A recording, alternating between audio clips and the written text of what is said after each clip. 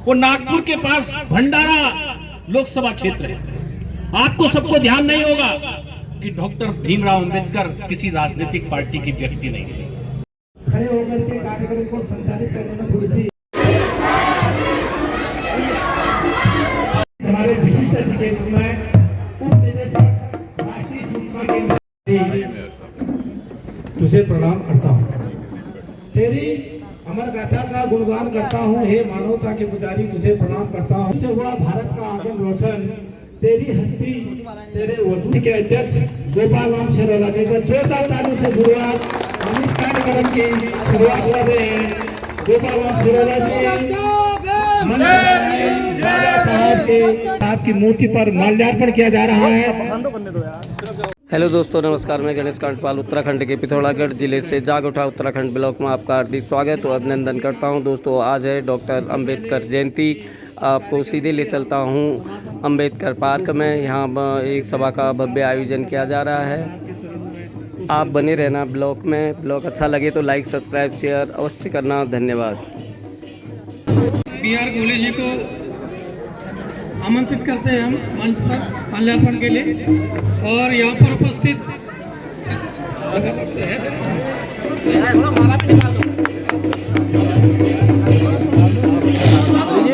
ये माला भी थोड़ा कम कर दो। हमारे करवट साथी माननीय पवन कुमार जी हैं।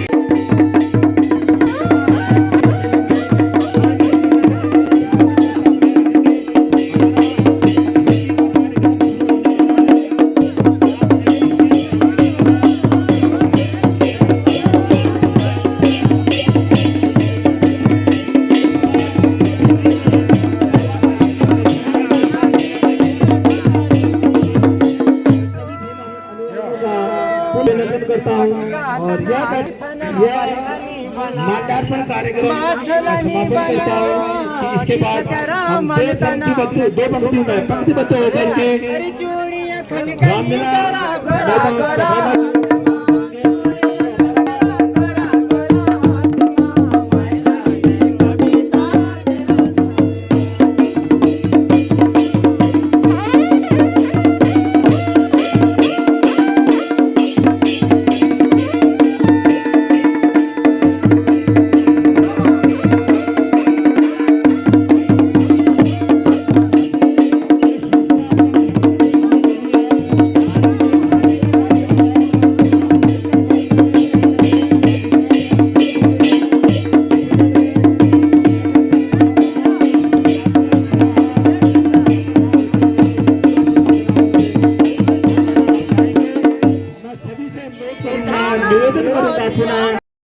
निश्चित रूप से ये हम सबका सौभाग्य है कि आज हर कोई व्यक्ति अपने आप को सम्मानित महसूस मंत्री जी का और साथ में भाजपा के जिला महामंत्री राजेश देवराज जी, वरिष्ठ नेता जगत सिंह खादी जी, जिला अध्यक्ष गिरीश जोशी जी,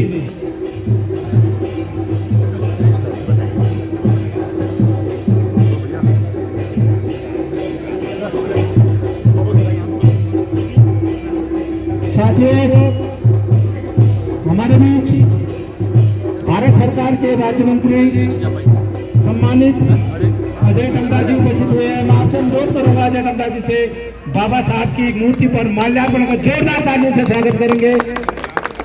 माननीय राज्य मंत्री अजय टंडा जी का आपका सानिध्य संयोजन समिति को निरंतर मिलते रहता है, तो आपका संयोजन समिति हार्दिक आभार व्यक्त करती है।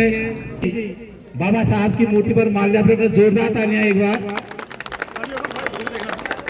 इसके बाद राकेश देवलाल जी, महामंत्री भाजपा पिथौरागढ़। मैं आपसे अनुरोध करूंगा नहीं ठीक हो रहा, ठीक है बस बढ़िया। आओ बस। धन्यवाद। आज के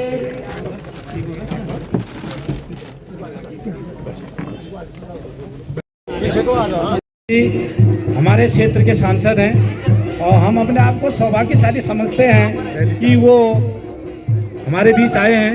तो आपके लिए मैं कहना चाहूँगा, भक्ति की शक्ति ने कमाल कर दिया।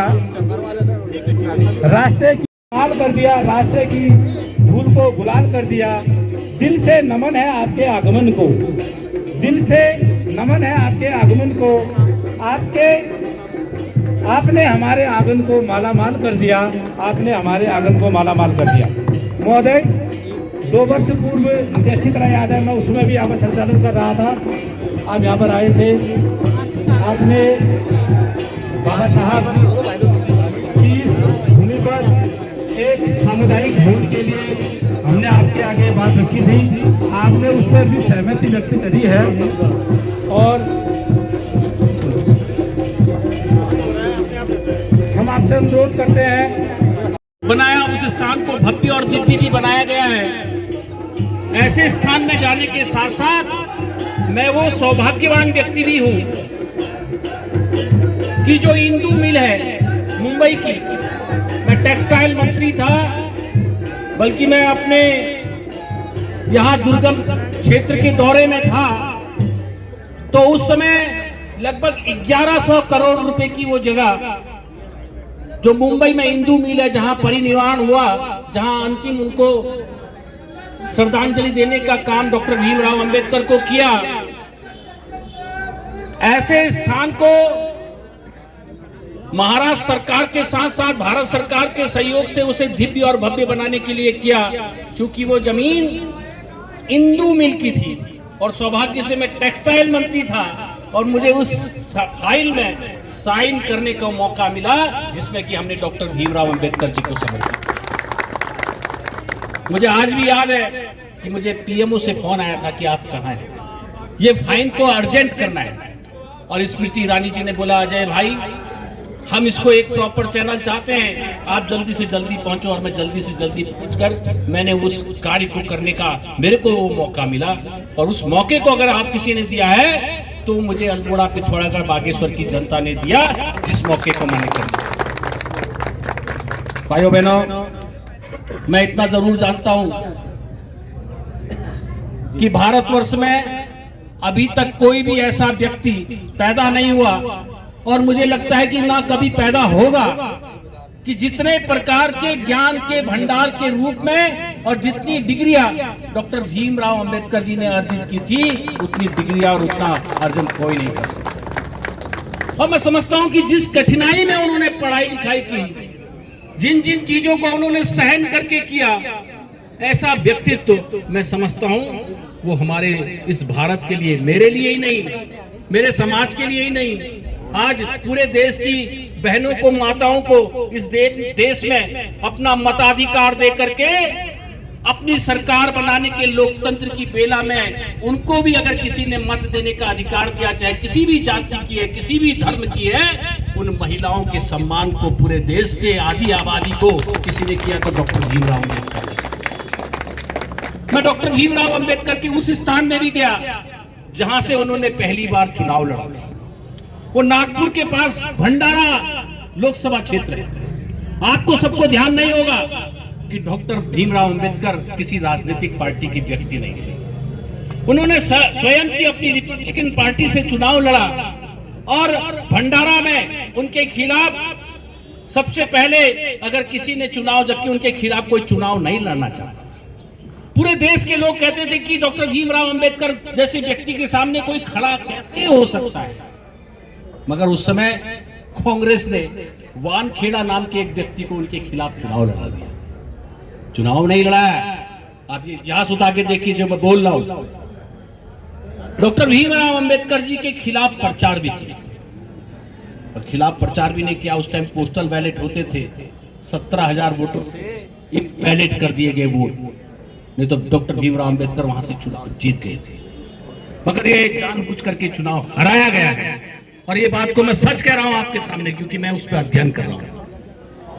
और डॉक्टर भीमराव अंबेडकर पार्लियामेंट में नहीं पहुंच पाए।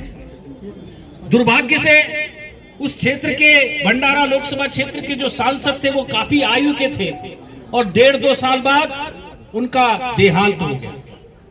वहां बाई इलेक्शन हुआ, मगर डॉक्टर भीमराव अंबेडकर ने कहा कि मैं चुनाव मुझे जीतने नहीं देंगे। मगर सौभाग्य कहिए, दुर्भाग्य कहिए, सभी साथियों ने उनसे बोला नहीं, आपको फिर चुनाव में लड़ना पड़ेगा। मगर फिर वही हुआ कि डॉक्टर अंबेडकर के खिलाफ वानखेड़ा के बाद एक और व्यक्ति थे, उनको वहां चुनाव लड़ाया गया, डॉक्टर भीमराव अंबेडकर को हरा दिया गया। ऐसा क्यों हुआ?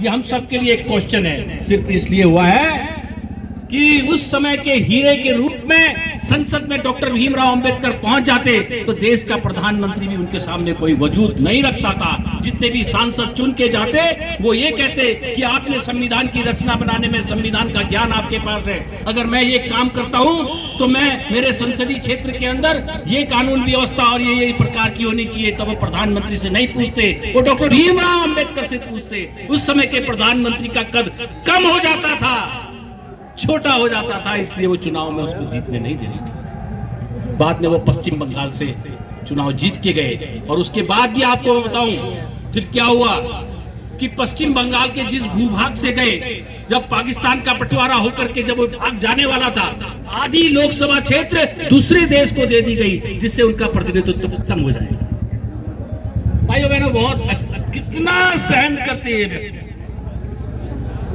सहन करने के साथ साथ डॉक्टर भीमराव अंबेडकर ने कभी भी कंप्रोमाइज नहीं किया।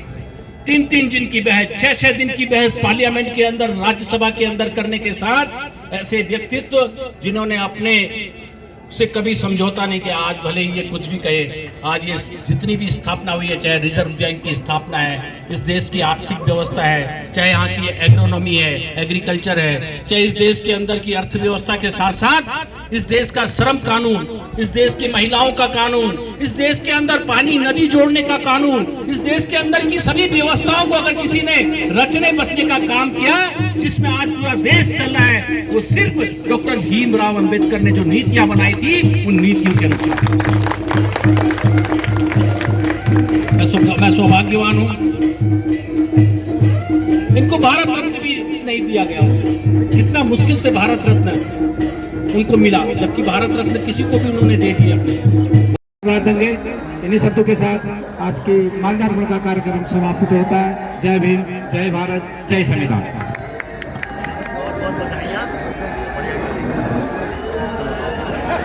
जो भी हमारे भीम सैनिक यहाँ पर उपस्थित है, मैं आपसे अनुरोध करूंगा कि दो लाइनों में आप अपने आप को खड़ा करेंगे, शांति बनाए रखें, धैर्य बनाए रखें, अनुशासन बनाए रखें। बाबा साहब की जयंती हमें अनुशासन सिखाती है, बाबा साहब की जयंती हमें समर्पण सिखाती है, बाबा साहब की जयंती हमें अपनों से बड़ों का सम्मान करने का समय देती है। तो मैं सभी से अनुरोध करूंगा कि